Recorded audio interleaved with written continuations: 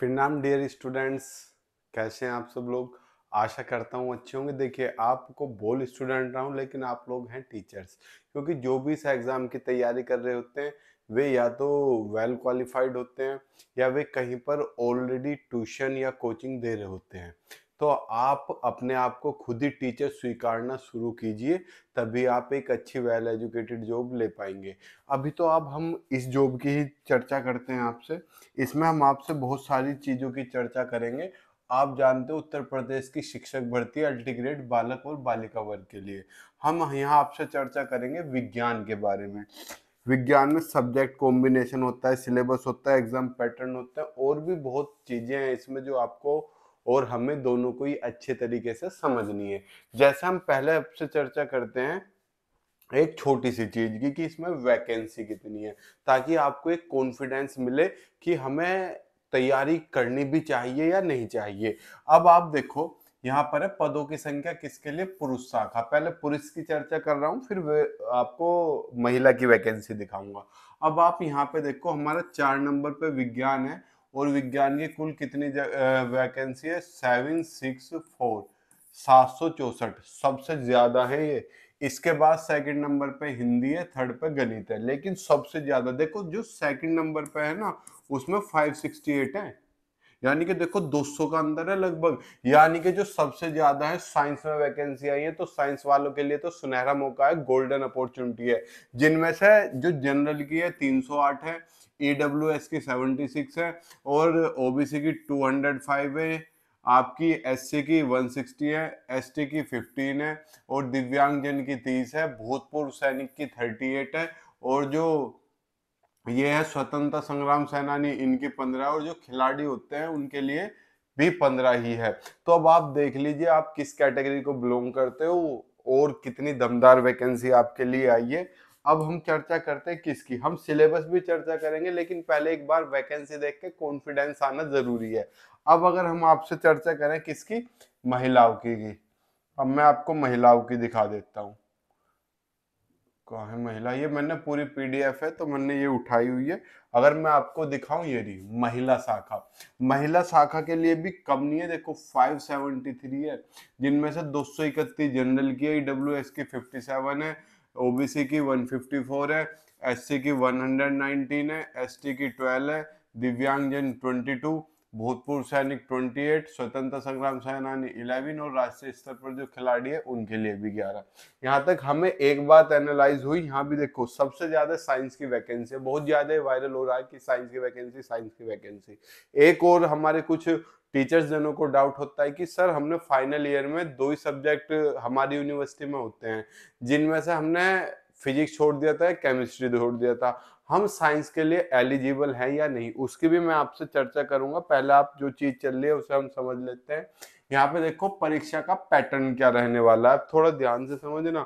देखो आपको चीजें क्लियर दिख रही हैं यानी, या और जूम करने की जरूरत है, आपको सब क्लियर दिख रहा है। देखो ये 2 में होगी, आपको पता है एक प्री होगा और एक मेंस एग्जाम होगा, इतना तो आपको ऑलरेडी पता है।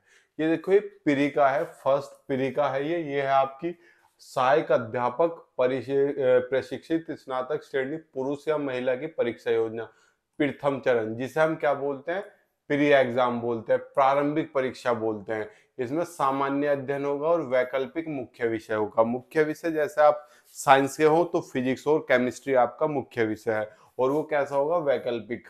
ठीक, अब यहाँ पे देखो प्रश्न पत्र कितने होंगे, एक होगा। वस्तुनिष्ठ ऑब्जेक्टिव है आपका प्री, प्रश्नों की संख्या कितनी है, 150 है, जिनमें से 30 तो जीएस के हैं, सामान्य अध्ययन के हैं, तथा प्रत्येक वैकल्पिक जो आपका मुख्य विषय है उसके 120 प्रश्न है। कितने प्रश्न है, 120, तो टोटल कितने प्रश्न होगी, 150 प्रश्न। और कुल अंक कितने अंक का है, 2 अंक का है, तो कितने अंक होगी 150 गुना 2, 300 अंक। कितने टाइम में करना है आपको, 2 घंटे में आपको करना है। तो यहाँ से हमें एक चीज पता चली, जो हमारा प्री है उसमें 150 क्वेश्चन आएंगे, 30 जीएस के आएंगे और 120 अपने सब्जेक्ट्स के आएंगे, जो 2 नंबर का होगा और 2 ही घंटे का होगा, तो टोटल कितने, 300 हो गए। नोट देखो, उपयुक्त प्रथम चरण की वस्तुनिष्ठ प्रारंभिक परीक्षा में उत्तीर्ण अभ्यर्थी ही नियमानुसार द्वितीय चरण की मुख्य परंपरागत में सम्मिलित हो सकेंगे, यानी कि नियमानुसार जो इसे उत्तीर्ण करेंगे वे ही किस में जाएंगे, आपकी मुख्य परीक्षा में। नियम क्या है, 35% और 40% का है, अभी डिस्कशन करूंगा, आपको टेंशन लेने की जरूरत नहीं है। ये आपका यहाँ पे सामाजिक विज्ञान के बारे में दिया हुआ था, ये पॉइंट आपको नहीं पढ़ना क्योंकि हम विज्ञान के डिस्कशन करते हैं। जो इसे क्वालिफाई कर देंगे, क्वालिफाई देखो कौन करेगा, जैसे 300 है, अगर आप SC हो तो आपका 35% लाना जरूरी है। 35%, यानी कि 3 पंजे 15, 3 तिया 9 और 1 10, 300 में से 105 नंबर आपको लाने हैं क्वालिफाई करने के लिए। और जो जनरल ओबीसी हैं उन्हें लाने हैं 40%, यानी कि 4 तिया 12, 120 नंबर लाने हैं। तो बहुत इजी है यार, कोई टफ नहीं है। तो आपके लिए सुनहरा मौका, गोल्डन अपॉर्चुनिटी है। तो नियमानुसार आपको इतने इतने नंबर लाने और आप क्वालिफाई करके कहां पहुंच जाओगे, आगे पहुंच जाओगे, किसमें, मुख्य परीक्षा में। अब मुख्य परीक्षा के बारे में हम चर्चा करते हैं। यहां तक किसी को कोई डाउट हो तो आप कमेंट बॉक्स में हमें बताना, कोशिश करेंगे हम इसका बैच चला दें। ठीक है, ये आपकी है वैकल्पिक विषय की मुख्य परीक्षा। ठीक, अब इसकी चर्चा करते हैं मुख्य विषय की। इसमें भी प्रश्न पत्र एक होगा, प्रश्नों की संख्या 20 होगी, 10 10 करके 2 पार्टीशन में होंगे। पहले 10 क्वेश्चन 125 अंकों में लिखना पड़ेगा, 125 शब्दों में। 8 नंबर का एक है तो 80 हो गई, और जो बाद के 10 है वे लिखने पड़ेंगे 200 शब्दों में। तो 12 नंबर का एक हो गया तो 120, 120 और 80 कितने हो गए, 200। 3 घंटे का। सर यो हम कैसे करेंगे, अरे यार अध्यापक, यो ही तो आप अब तक करते आए हो। आपने 11वीं 12वीं BSc में एग्जाम नहीं दिए, ये वही तो एग्जाम है।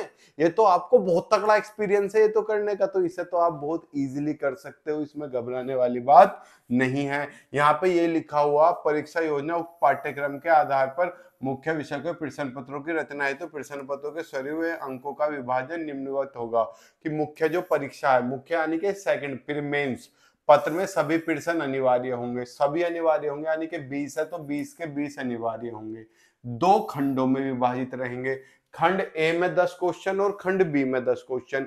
खंड ए के जो 10 क्वेश्चन है 8 नंबर के 125 शब्दों में करना है। जो खंड बी है उसमें आपको 12 नंबर का है, 100 से 200 शब्दों में लिखना है। ठीक, अब ये हो रहा 10 प्रश्न लघु उत्तरीय हैं। ये कौन सा दब गया, शेप दब गया, चलो इसे हम रिमूव करते हैं।